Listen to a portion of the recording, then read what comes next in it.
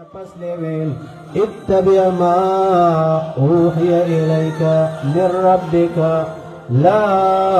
الہ الا ہو. اغا مسئلہ چی دا اللہ دا طرفنا نازل دا، اغا مسئلہ چی دا غی بیان پا پیغمبر بانے پرزو، اغا مسئلہ چی دا غی اوری دلو منل پا منگو تاسو بانے پرزوی، اغا مسئلہ چی دا غی دلان دی جون تیر ول پا منگو تاسو پرزوی، دا غی تقاضا را بانے یاد ول پرزوی. اغا مسئلہ دا دا اللہ فرمائی سورة الانعام اتبع ما اوحی الیک من ربک، تابیشا دا اغا کتاب و دا اغا چو چتا تے وحی کولی شی دا طرفا دا ربستانا. اغا مسئلہ دا دا لا الہ الا ہو، نشتا لائق دا بندگی مگر صرف یو اللہ دے، نشتا دے لائق دا را مدد شوالا مگر صرف یو اللہ دے، نشتا بل مشکل کوشا دا مشکلات لری کون کے چوک نشتا، مشکلات راوستن کے بل چوک نشتا، صحت ور کون کے بل چوک نشتا، مرض راوستن کے بل چوک نشتا. لا الہ الا ہو ھذا بلاغ للناس. سورہ مائدہ کی ویل پیغمبر دق مسئلہ کا، سورہ انعام کی ویل زیدت خیمہ گوری زیدت پکیونکی، سورت اعراب کی ورپسی ویل کچیتا زیدت دی زڑل راجی نمکوا، او د پیغمبرانو تقریرونه ولا دلیل نقلیل وگرزول. لقد ارسلنا نوحا الى قومه فقال يا قوم اعبدوا الله. یقینا لگلے واللہ فرمائی منگا نوح علیہ السلام لرا خپل قوم تا ناغ ویریو یا زما قوم اعبدوا اللہ، دیو اللہ بندگیو کئی، دیو اللہ متازیو کئی، یو اللہ تخپل زان تسلیم او غلام کن. دا زمانگا استاسو ذہن کی دا چی صرف غدون لگو تیولو پا منزبانی ودریگو دق وقت با دا عبادت وی. خیال کوا گورا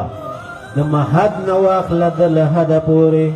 دا مور دا غیگ نواخلا دا قبر دا بالک پوری، دا سن زندگی چی دا بدسی تیرے سن چی دا تا اللہ ویری، دیتا عبادت وی، دیتا غلامی ویا، دیتا متازی و دیتا بندگی ویا. دید وجن دا اللہ پیغمبر بچی ڈوڑی تکیناس حدیث صحیح کی راجین نبی علیہ السلام بکل کلا پتی زبانی دسیویل انا آکلو کما یأکل الحبد الآبق، زخو ڈوڑی دسی خرماو دسیو تکینما لکا یوم رئی چید مالک نتختی دلی او بیتے ہونی سیو بیدل تراشی پدی ملامتی پا وقت کی چی ڈوڑی تا چنگ ناستی، زخو با پا ار وقت کی اللہ تا دسی زان گرزوما. یو زمانگا استاسو حالی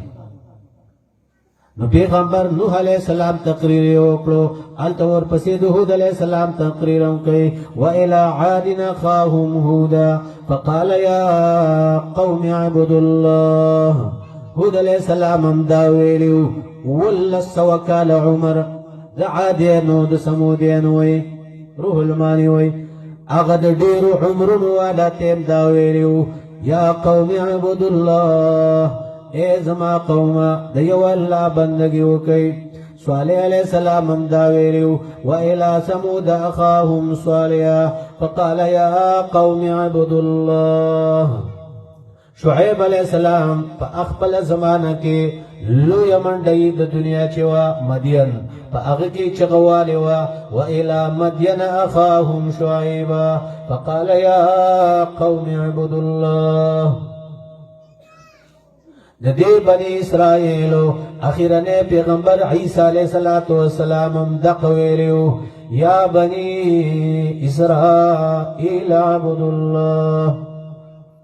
او مفسرین عجبا نکتویا چی عیسیٰ علیہ السلام کل بنی اسرائیل تا مسئلہ کولا، ندو حود علیہ السلام، صالح علیہ السلام،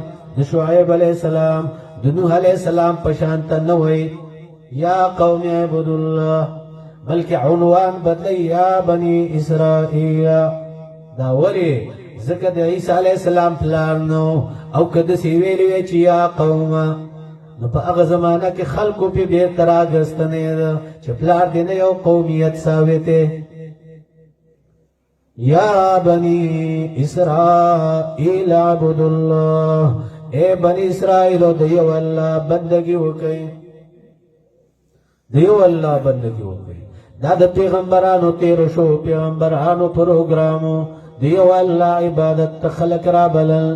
دا پروګرام د محمد رسول الله صلی الله علیه وسلم دے سورہ نساء شپږ دېرش آیات کې وایي واعبدوا الله ولا تشركوا به شيئا دیو الله بندگی وکړئ دا پروګرام د دې امت د علماو هم دی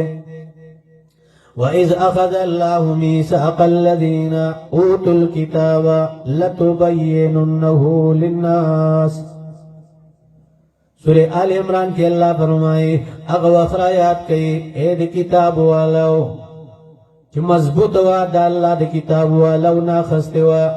لَتُبَيِّنُنَّهُ لِلنَّاسِ چی خامخا واضح اخکار بے بیانوی خلقو تا مپسرینو دا اغا آیات دلان دی لکلی کما مسئلہ چی پا عالم بانے پرز دانو داغی سپا بیان بکئی نو اللہ دا ویلیو د دې امت علما به صفا بیانوي او د نن شپې کاله مخکې تاسو ویلا چې هغه د علماو کورونه ورانېدل هغه علما شړلې شو د وطنونو هغه د چا سره د پولیو د پټي لانجه نه وه هغه د چا سره د غوښتو د ورکولو لانجه نه وه هغه د چا سره په ملکه یو په نوابۍ باندې لانجه نه وه که زمونږ د مشرانو د استادانو بېعزتي کېده د کلو نه شړلې کېدلی شو مال یې خرابېدو کور یې ورانېدو جرم او ظلم یې دا و چې هغه چغه واله کومه چې نوح علیه السلام والې وه هغه چغې واله کومه چې